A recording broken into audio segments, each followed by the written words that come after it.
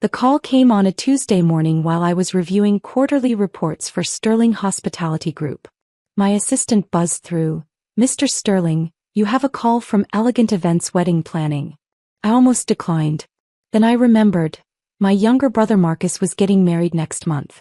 I'd paid the deposit 6 months ago when I heard they were struggling with costs. $50,000 to ensure my brother had the wedding he dreamed of. The family never knew it came from me. David Sterling speaking. "Mr. Sterling, this is Amanda from Elegant Events. I'm calling about the Henderson Miller wedding next month." Her voice sounded strained. "I have some uncomfortable news about your invitation." I set down my pen. "Go ahead. Your family contacted us yesterday. They've asked us to remove you from the guest list entirely. They said there was a family disagreement, and they specifically requested that you not attend the ceremony or reception." The words hit like a physical blow, but I kept my voice steady. "I see. However," Amanda continued quickly, "they also asked if they could keep the $50,000 deposit you paid for the event." Mrs. Henderson said the family had already spent that money on other wedding expenses. For a moment I said nothing. Through my office window I could see the city skyline, half of which I owned through various investment companies. My family had no idea that their disappointing son, who they claimed never amounted to anything, controlled a hospitality empire worth $3.8 billion. "Mr. Sterling? Are you there?" "Yes," I said calmly. "I'd like you to cancel the entire wedding." "I'm sorry, what?" "Cancel the Henderson Miller wedding. All of it. The venue, the catering, the flowers, everything." Amanda's voice rose in panic. "Sir, I don't understand. You're not the groom, you can't just—" "Amanda," I interrupted gently, "what's the name of your company?" "Elegant Events Wedding Planning." "And who owns Elegant Events?" I heard papers rustling. Sterling Event Holdings." "And who owns Sterling Event Holdings?" A longer pause. "Sterling Hospitality Group." "That's right. And I'm David Sterling, CEO and sole owner of Sterling Hospitality Group. So yes, I can cancel this wedding. In fact, let me be more specific. Cancel their reservation at the Grand Harbor Hotel as well. That's one of mine too. And Symphonic Catering? Also mine. The flower arrangements from Premier Botanical? Mine. The photography package from Lens and Light Studios? Mine as well. Mr. Sterling, I had no idea you were." "There's more, Amanda. The bachelor party reservation at Harbor View Resort? Mine. The rehearsal dinner at Coastal Elite Restaurant? Mine. Even the limousine service they booked through Prestige Transportation? Mine." I could hear her breathing heavily on the other end of the line. "But sir, the wedding is in 3 weeks. There are 200 guests, deposits paid. Cancel everything.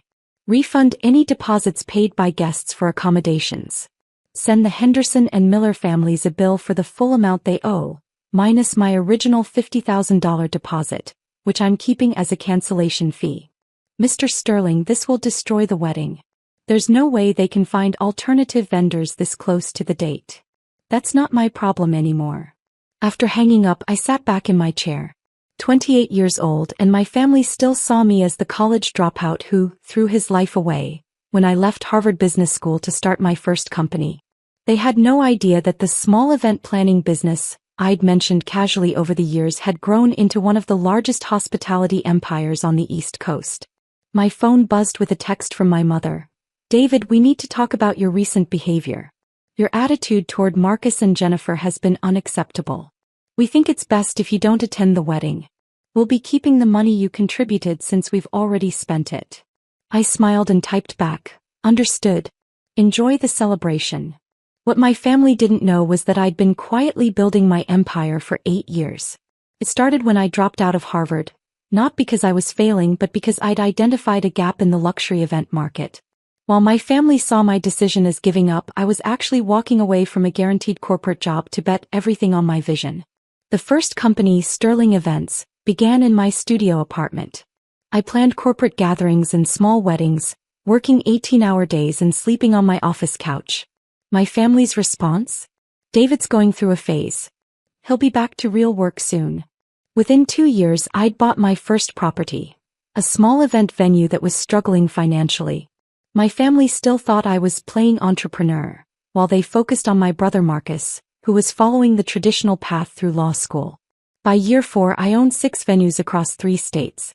Sterling Hospitality Group was born, and I started acquiring complementary businesses: catering companies, florists, photographers, transportation services. Every aspect of the luxury event industry. My family remained oblivious.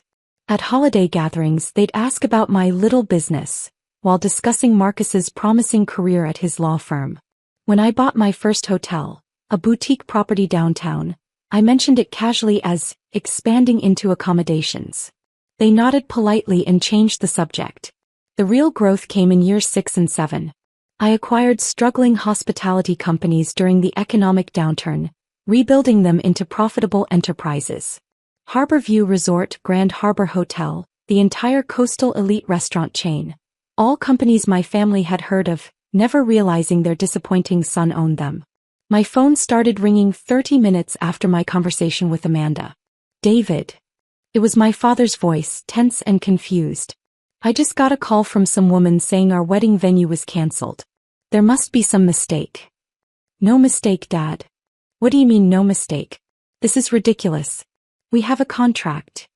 "A contract with Sterling Event Holdings, which is owned by Sterling Hospitality Group, which is owned by me." The line went quiet for several seconds. "David, what are you talking about?" "I'm talking about the fact that you canceled my invitation to my own brother's wedding while asking to keep the $50,000 I paid for it. So I canceled everything else." You paid for the wedding?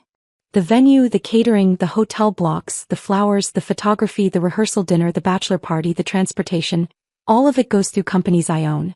Congratulations, Dad. You just uninvited the person who was paying for your son's entire wedding. Another long silence. "David, I think there's been a misunderstanding." "No misunderstanding. You made it clear I'm not welcome at family events. So my companies aren't welcome to provide services for family events either." "Companies? David, what companies?" "You plan parties." I almost laughed. After 8 years he still thought I planned birthday parties. "Dad, I own Sterling Hospitality Group. We control 47 venues, 23 restaurants, 12 hotels, 6 catering companies, and 11 event service providers across 7 states. We generated $1.2 billion in revenue last year." That's impossible. Check our corporate website. Check the business registry. Check Forbes' list of fastest-growing private companies. We were number 17 last year. I heard muffled conversation in the background. Mom had joined the call. "David," Mom's voice came through, shaky and uncertain. "We had no idea you were successful. You never told us." "I tried to tell you. Every family gathering for 8 years I tried to share what I was building. Remember when I mentioned buying the Harborview Resort? You said it was nice that I was staying busy. When I told you about expanding into hotels, you asked when I was going to get a real job. But you dropped out of Harvard. To build this empire. I saw an opportunity and I took it. While Marcus was studying contract law, I was writing contracts that generated millions in revenue." My father cleared his throat. "David, surely we can work something out. Marcus's wedding is no longer my concern. You uninvited me, remember? You made it clear that my presence would somehow diminish your perfect family celebration. We didn't know. You didn't know because you never bothered to actually listen to what I was telling you. You saw a Harvard dropout and decided I was a failure. You never looked deeper." My phone buzzed with another call. Amanda again. "Dad, I need to take this." "David, wait." I switched to the other line. "Amanda." "Mr. Sterling, I've been getting calls all morning. Your brother, your parents, even the bride's family. They're all asking about rebooking. And, sir, with 3 weeks' notice it's impossible. Every quality venue in the region is booked solid. The catering companies are committed to other events. There just aren't alternatives available." "What about the Grandview Manor?" That's one of your properties too, sir. And it's already booked for that weekend." "Right. Well then they'll need to figure something else out." "Mr. Sterling, your mother called crying. She said there are 200 people invited, family flying in from across the country. She's begging for any solution." I considered this. "Any solution?" "Yes, sir." "All right. Here's what we'll do. They can have the wedding at the Grandview Manor, my smallest venue. Reception capacity for 80 people maximum. Basic catering package, house flowers, staff photographer only. Total cost, $200,000 paid in advance. Sir, that's 4 times what they were paying before and half the space. That's the offer. They wanted to exclude me from their celebration while keeping my money. Now they can include me in their decision-making while paying market rates. And if they refuse? Then they can get married at City Hall. I hung up and returned to my work. 3 hours later, Marcus called directly. David, what the hell is going on? You're getting married. Congratulations. Don't play games with me. Mom's been crying all day. Dad's had 6 phone calls with different vendors and everyone keeps telling him you own their companies. What kind of sick joke is this? It's not a joke, Marcus. It's business. Business? This is my wedding. Your wedding that I was financing. Your wedding that I was uninvited from. Your wedding that the family decided I wasn't worthy to attend. We thought it would be better. You thought it would be better to exclude your brother from the most important day of your life, while secretly keeping the money he contributed. Does that sound like family behavior to you? Marcus was quiet for a moment. We didn't know the money came from you. Mom asked me for help 6 months ago. She said you were struggling with wedding costs and Jennifer's family couldn't contribute much. I wrote a check for $50,000 that same day. David, I didn't know. You didn't know because you never asked. Just like you never asked about my business, my life, or anything else. You just assumed I was the family screw-up and moved on. That's not true. Marcus, when was the last time you asked me a genuine question about my life? When was the last time any of you showed actual interest in what I do? The line was quiet. I'll make you a deal, I continued. You can have your wedding at one of my venues. But I want 3 things.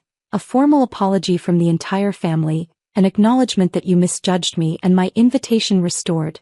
Not as a courtesy but because you actually want me there. David, of course we want you there. Do you?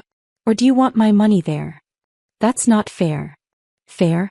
You uninvited your own brother from your wedding while keeping his financial contribution. Explain to me what's fair about that. Marcus sighed heavily. What happens if we don't agree to your terms? Then you figure out how to have a wedding with 3 weeks' notice and no connections in the industry. Good luck with that. And if we do agree? Then you get married at a beautiful venue with excellent service, and your brother stands beside you as family should. I need to talk to Jennifer and our parents. Of course you do. That evening my phone rang again. This time it was Jennifer, Marcus's fiancée. David? It's Jennifer. I think we need to talk.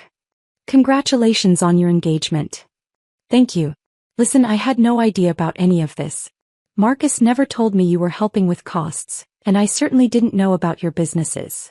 Most people don't. I've been doing research all afternoon. Sterling Hospitality Group is huge. You own half the venues I dreamed of having my wedding at when I was growing up. It's been a good few years. David, I owe you an apology. We all do. I was there when your parents decided not to invite you. I should have spoken up. Why didn't you? Honestly, because Marcus painted you as the irresponsible brother who never got his act together. I believed him. And now I realize that Marcus doesn't actually know you at all. None of them do. Jennifer paused and I could hear emotion in her voice. David, I would be honored to have you at our wedding. Not because of your businesses or your money, but because you're Marcus's brother and you clearly care about family more than the rest of them realized. What does Marcus say? Marcus is processing. He's realizing that his big brother isn't who he thought he was. It's a lot to take in. And your parents? They're scared. They've spent years treating you like the family disappointment, and now they're learning you're probably the most successful person in the room at any gathering. Success isn't just about money. No, but respect should be about recognizing when someone deserves it. And clearly you've deserved it for a long time. The next day Amanda called with an update. Mr. Sterling, your family has accepted your terms. They've paid the deposit for the Grandview Manor package, and they've formally requested that your invitation be restored. Did they agree to all the conditions? Yes, sir. Your father specifically asked me to tell you that the family would like to meet with you before the wedding to offer a formal apology. And your brother wants to know if you'd consider being his best man. I sat back in my chair looking out at the city skyline again. 8 years of building an empire while my family saw only failure. 8 years of trying to share my success while they heard only excuses. 8 years of proving myself while they waited for me to grow up. Amanda. Yes, sir. Tell them we'll have the meeting. Schedule it for this Saturday at the Harborview Resort. My private dining room. And Amanda. Yes. Make sure the catering is perfect. The meeting was scheduled for 2 p.m. on Saturday. I arrived early and stood by the floor-to-ceiling windows overlooking the harbor. This resort had been my biggest acquisition, a failing property that I'd transformed into the region's premier destination. The private dining room alone was worth more than most people's homes. My family arrived together. Mom, Dad, Marcus, and Jennifer. They looked around the room with obvious amazement. Crystal chandeliers, hand-carved furniture, a view that stretched for miles across the water. David, Dad said, extending his hand formally. Thank you for meeting with us.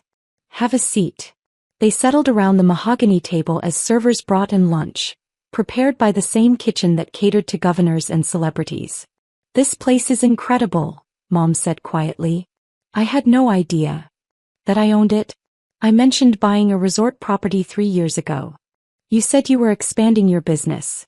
This was the expansion. Dad cleared his throat. David, we owe you an apology. A major one. Go ahead. We misjudged you. Badly. For years, we saw what we expected to see instead of what was actually happening. Marcus leaned forward. David, I'm sorry.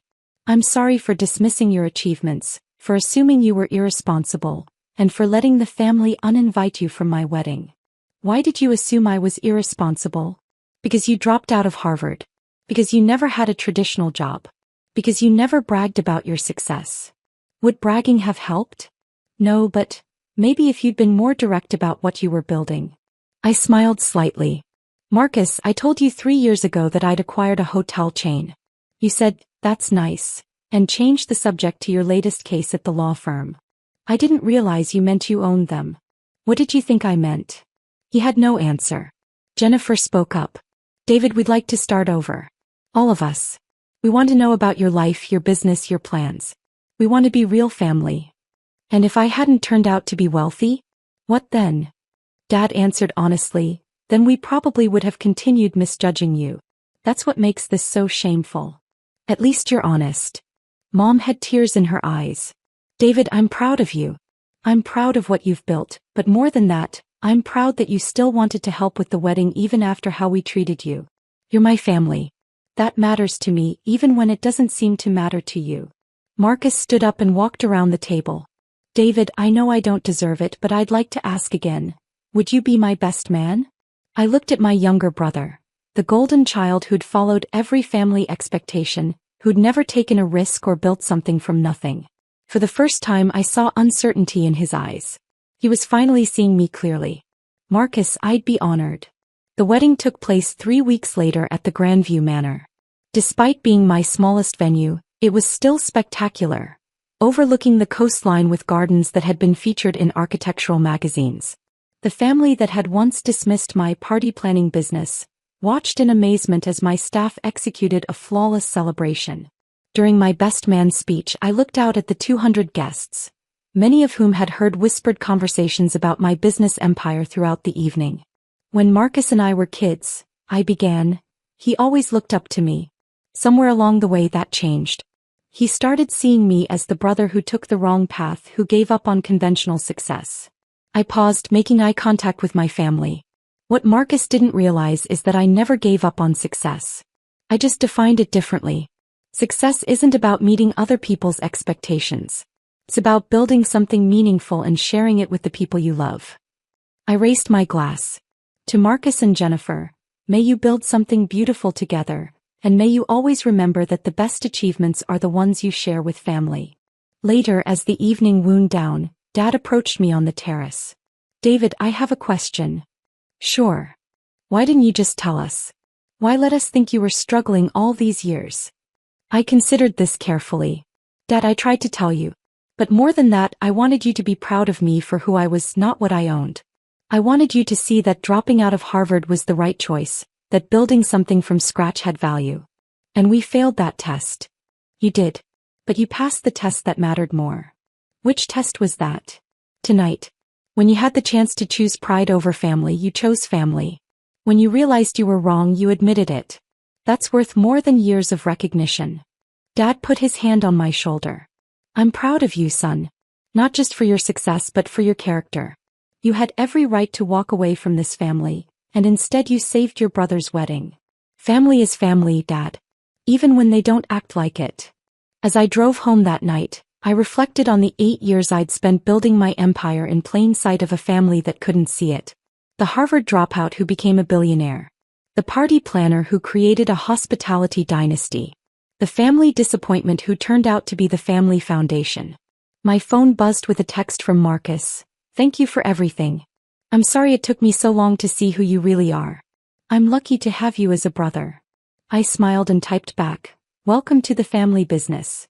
Because that's what it had always been about. Not just building companies but building something that could bring family together. It just took them a little longer to realize it.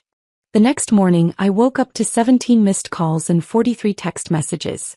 The wedding had been featured on several social media accounts, and people were sharing photos of the venue, the food, and the celebration. But more importantly, I had messages from my parents, my brother, and Jennifer, all asking when we could have dinner again. Real dinner this time. Family dinner. As I sat in my office Monday morning looking out at the city skyline that I'd helped shape, I realized something important. Success isn't about proving people wrong. It's about being strong enough to keep loving them even when they are wrong. And sometimes if you're patient enough, they figure it out on their own.